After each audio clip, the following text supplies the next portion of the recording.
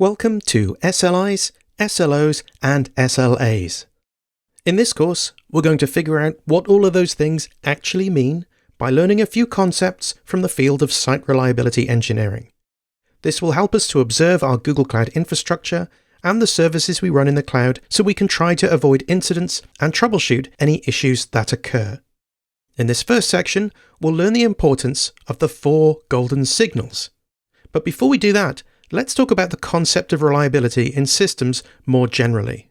We can illustrate all of the elements that go into making a service reliable, from the most basic to the most advanced, using the visualization of a pyramid, similar to the famous categorization of human needs that was proposed by Abraham Maslow in 1943. Now, monitoring is obviously the foundation of the hierarchy. Without monitoring, we have no way of knowing for sure if a service is even working, or if it's working properly. So we need to proactively monitor systems and their important aspects, not wait for people to complain that services aren't working. The next layer is incident response. Responding to an incident means finding a way to restore reliability for users, perhaps by fixing a problem, or perhaps just by mitigating it in the short term and realizing an improved design later on. We'll talk about incident response in a bit more detail later. Strongly related to incident response is how we can conduct a blameless post-mortem after an incident and discuss as a team how we can learn from failures and improve our systems for the future. Test suites offer us some protection against future failures. Once we know what has gone wrong in the past, we might be able to test for it and avoid similar bugs being released into production in the future. Capacity planning involves considerations of compute platforms, load balancers, how we handle overloads, and prevent cascade failures. And towards the top of the pyramid, we have development, where we actually develop software based on how we've configured all of these underlying components. And finally, we get to our workable product, which relies fundamentally on all of these layers. So as you can see, without monitoring, the pyramid would not be considered foundationally stable. So let's talk about what we can monitor, why, and how. At a high level, we can break down what we want to monitor into these 4 categories. Latency is how long something takes. Traffic is how many requests we're receiving. Saturation is how utilized our systems are and how they're dealing with those requests. And errors are how many things are going wrong. Of course, there might be other specific things we want to monitor in different use cases, but most of the time, these fundamental signals are going to be the most useful things to base our monitoring on. Let's look at each of these in turn. Latency is simply put the time it takes to service a request. We usually measure the overall time in milliseconds between receiving a request and sending a response to a user.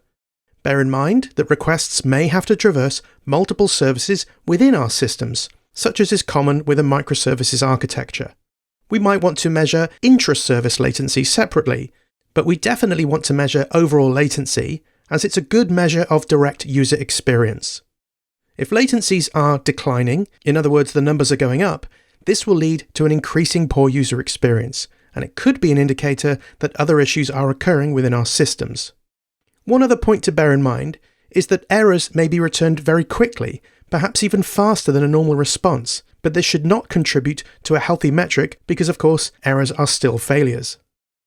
Some sample latency metrics would include a total page load latency, or how long it takes to load an entire page for a user.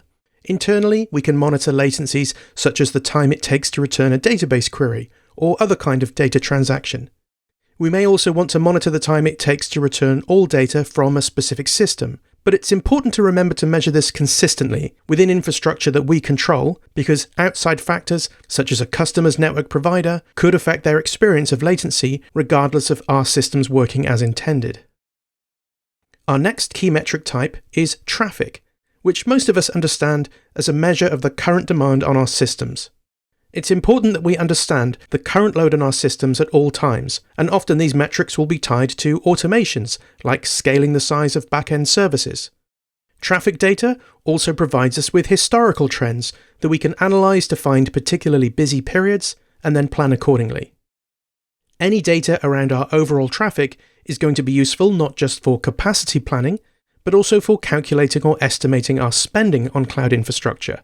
Of course, we can always experience more traffic than our historical patterns have accounted for, but these metrics are a critical starting place for estimating future needs. We're probably familiar with web services, where we would typically measure things like HTTP requests per second.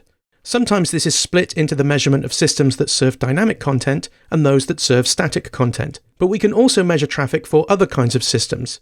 For example, with a streaming service, we would probably focus instead on the network input-output rates or the number of concurrent sessions. And for key-value storage systems, we may instead measure things such as the number of transactions or retrievals per second. Now, saturation is a bit more of an abstract concept, although it seems simple at first. How close are we to being at capacity? Or how full is our service? This is usually a measure of the fraction of our system being utilised, allowing us to identify which systems may need more resources, and also which systems might be underutilised and might need scaling down or right-sizing in order to save money. Complex systems make saturation a bit harder to measure. Which microservices are approaching full utilisation? And do we understand the dependency matrix if one or more services becomes degraded or unavailable? Notably, systems may still run, but in a degraded or poorly performing state before they hit maximum utilization. And if you see latency increases, this may be a sign that you are reaching a saturation point. Measuring saturation also allows us to alert human operators early if a particular system reaching 100% capacity might be catastrophic, such as a disk on a database server becoming full.